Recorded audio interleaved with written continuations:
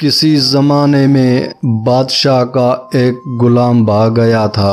اسے بڑا ہی تلاش کیا گیا مگر وہ کسی طور پر کسی کے ہاتھ نہ آیا۔ اس زمانے میں کسی غلام کا فرار ہو جانا ایک سنگین جرم تصور ہوتا تھا۔ ایسے غلاموں کی سزا یہ تھی کہ وہ پکڑ جاتا تو اسے قتل کر دیا جاتا تھا۔ بھاگا ہوا غلام بڑے عرصے تک چھپا رہا۔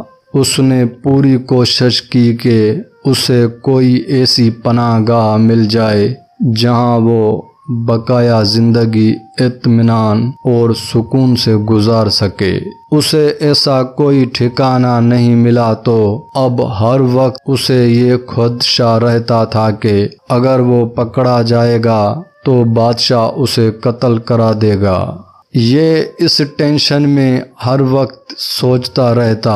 اسے ایک روز یہ خیال آیا کہ اس بے سکونی اور بے چینی سے تو بہتر ہے کہ میں وہ خود بادشاہ کے سامنے جا کر حاضر ہو جاؤں اور بادشاہ سے معافی مانگ لوں۔ وہ بادشاہ کی دربار میں حاضر ہو گیا۔ اس نے بڑی عاجزی سے بادشاہ سلامت سے معافی مانگی، لیکن بادشاہ کو اس غلام سے اس قدر نفرت ہو گئی تھی کہ وہ اسے دیکھنا بھی پسند نہیں کر رہا تھا۔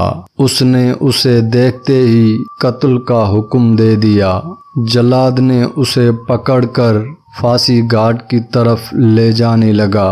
قتل کا حکم سنتے ہوئے ہی غلام کی آنکھوں سے آنسو بہنے لگے اور اسے اپنے موت کی رقص نظر آنے لگی تھی۔ اسے اب یقین ہو گیا تھا کہ تھوڑی دیر میں جلاد اس کا سر قلم کر دے گا، لیکن اس نے اپنے آپ پر قابو رکھا اور اللہ سے یہ دعا مانگی، اے میرے پروردگار، یہ بات تیرے علم میں ہے کہ میں بے قصور ہوں اور بے گناہ قتل کیا جا رہا ہوں، مگر میری تجھ سے اتنی التجا ہے کہ بادشاہ کو اس گناہ کی سزا نہ دینا۔ میں اپنا خون اس بادشاہ کو معاف کرتا ہوں۔ میں نے جس بادشاہ کا کئی عرصے تک نمک کھایا ہے، میں نہیں چاہتا کہ وہ تیری پکڑ میں آ جائے۔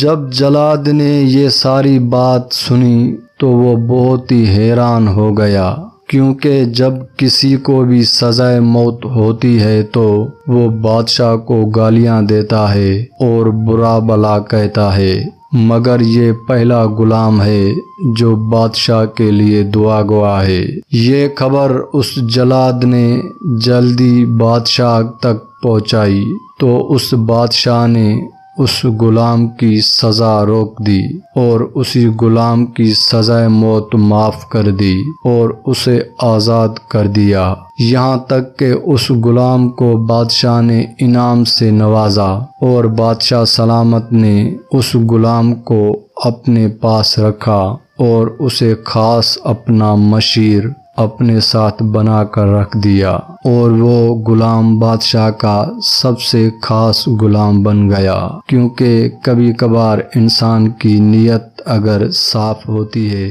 تو منزل آسان ہوتی ہے۔